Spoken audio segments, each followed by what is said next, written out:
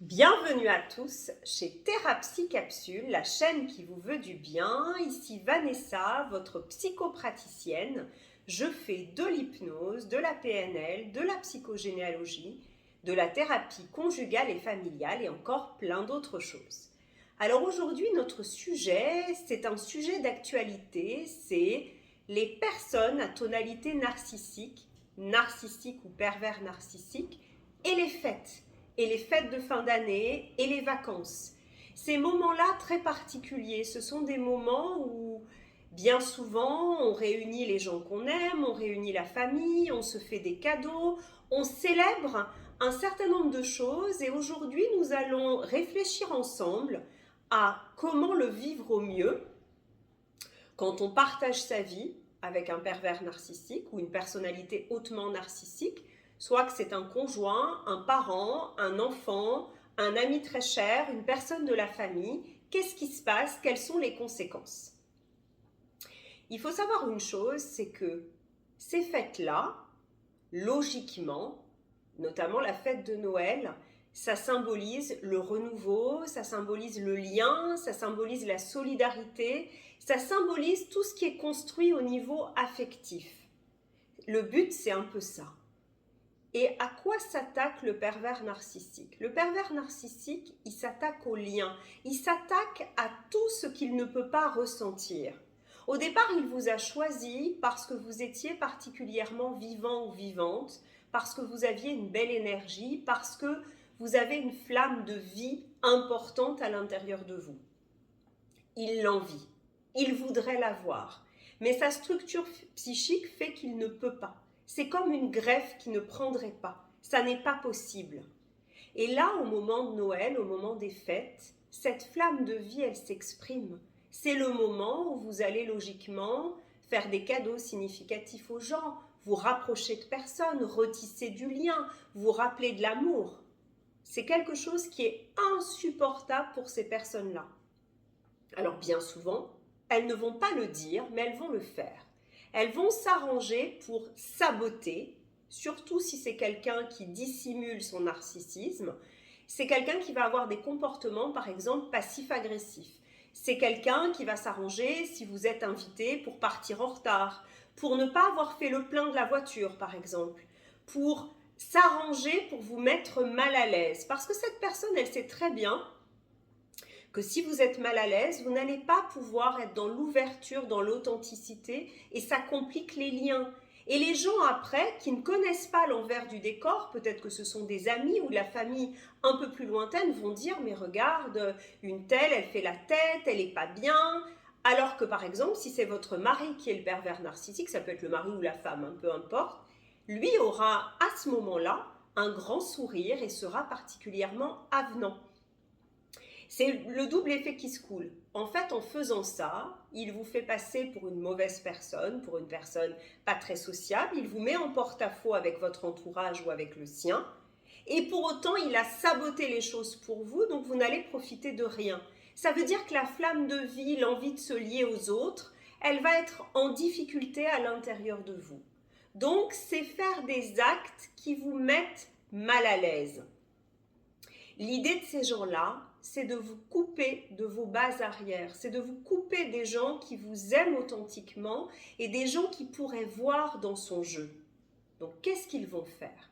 Ils vont s'arranger pour que vous ne puissiez pas y aller, ou ils vont vous dire du mal de ces gens-là, ou ils vont s'arranger pour être tellement odieux au moment de Noël que vous ne serez pas invité ou que tout le monde va appréhender de vous inviter parce que votre conjoint ou conjointe se comporte mal.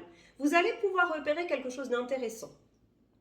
C'est que dans son entourage familial à lui, souvent, le pervers narcissique, le ou la, se comporte plutôt bien, avec ses amis aussi. En fait, ces poubelles psychiques, ces mauvaises attitudes, il les garde pour votre entourage proche, de façon à vous faire perdre ces gens-là. Donc, il va s'arranger pour mal se comporter, pour arriver en retard, pour avoir des manières de table détestables. Le but, c'est de gâcher votre joie. Le but, c'est de vous couper de cette joie-là et ensuite de vous le reprocher. De vous dire, mais enfin, tu te rends compte, j'ai fait l'effort de faire 100 km pour voir ta famille et tu fais la gueule. Parce que bien souvent, cette personne, vous allez le repérer avant que vous partiez, va s'arranger pour provoquer une grosse dispute, va s'arranger pour vous attaquer sur des points essentiels. Et du coup, la dispute, ça fait que soit au dernier moment, il va annuler sa participation, et si c'est le seul à conduire, c'est très très bénéfique pour lui parce que vous ne pourrez pas y aller. Soit il va annuler sa participation, vous laisser y aller seul et vous culpabiliser, soit au contraire vous allez y aller, mais vous allez être dans un état émotionnel à fleur de peau, pas bien, avec une mauvaise image de vous, et il n'aura qu'à faire une toute petite remarque en apparence anodine ce soir-là pour que vous partiez au quart de tour, que vous explosiez éventuellement, et que les gens qui ne vous connaissent pas bien se disent mais elle a vraiment elle ou il a vraiment un problème de comportement, franchement elle a besoin de se faire soigner. Et oui, et c'est comme ça que beaucoup de victimes se retrouvent étiquetées comme folles avec des troubles du comportement, alors que ce sont juste des gens tout à fait normaux, mais qui réagissent à des attaques invisibles. C'est exactement comme si vous aviez une magnifique robe, et il y avait quelqu'un, donc vous êtes belle ou beau, vous êtes paré, habillé, il y a quelqu'un qui vous pique avec une aiguille, mais personne ne voit ce qu'il fait. Et donc vous allez bien sûr réagir, souffrir, crier, pleurer peut-être, et les gens ne voient pas, donc ils se disent mais qu'est-ce qu'elle a, celle-là, ou qu'est-ce qu'il a? Ça n'est absolument pas normal.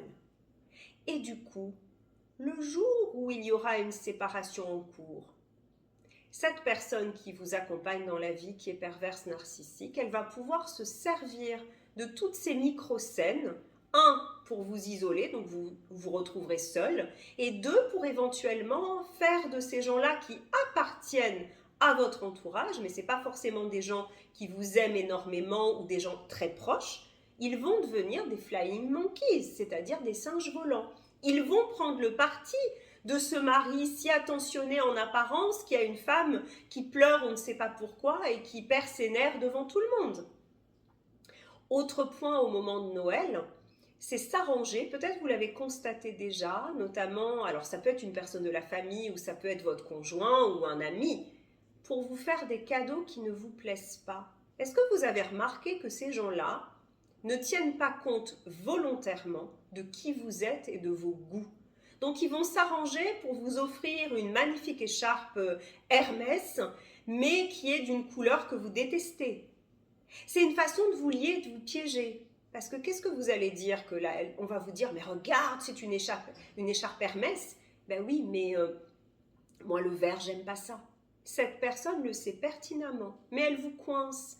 Parce que si vous protestez, elle va vous dire, mais enfin, tu te rends compte, j'ai dépensé énormément d'argent, j'ai fait des recherches pour t'offrir cette belle écharpe.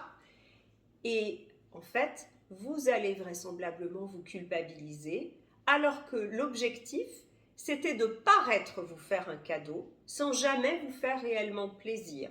C'est ça le but, c'est de vous mettre sur les charbons ardents tout en ayant l'air d'être quelqu'un d'extrêmement agréable, d'extrêmement parfait.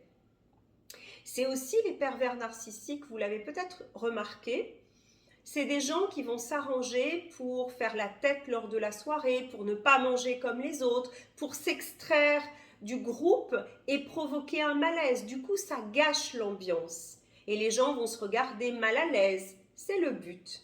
Le but, c'est que vous ne soyez plus invité. Le but, c'est de dégrader l'opinion que les autres ont de vous. Le but, c'est de vous priver de joie.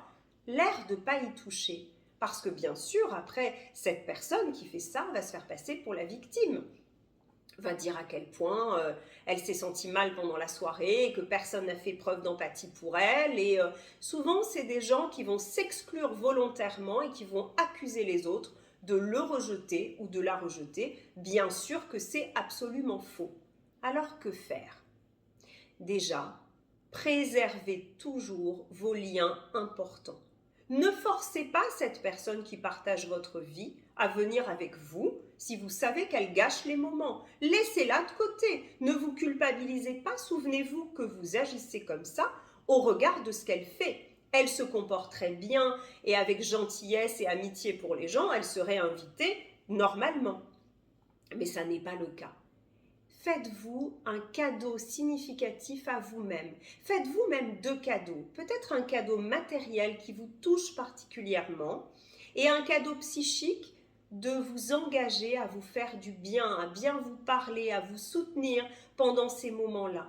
Parce que vous savez que le cadeau que vous allez recevoir de cette personne, très vraisemblablement, ce sera décevant et ça va vous faire de la peine. Donc, gâtez-vous, ne faites pas d'efforts pour une personne qui n'en fait pas. Apprenez le principe de réciprocité et ne vous laissez pas embarquer dans des disputes interminables. Pratiquez la contre-manipulation, notamment avant de partir, en disant « Ok, cette personne, elle va vous chercher, elle va vous titiller, elle va titiller vos limites de façon à vous faire exploser. » Ne vous laissez pas embarquer là-dedans.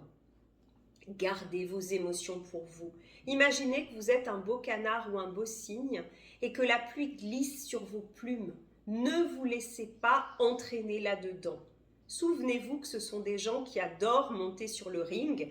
Lui, ça le nourrit, lui ou elle. Mais vous, ça vous fait du mal. Vous recevez vraiment des coups de boxe. Pas lui ou pas elle. Donc, à partir d'aujourd'hui, vous ne vous impliquez plus émotionnellement et vous passez les meilleures fêtes de votre vie avec vous-même et les gens que vous aimez. À très vite.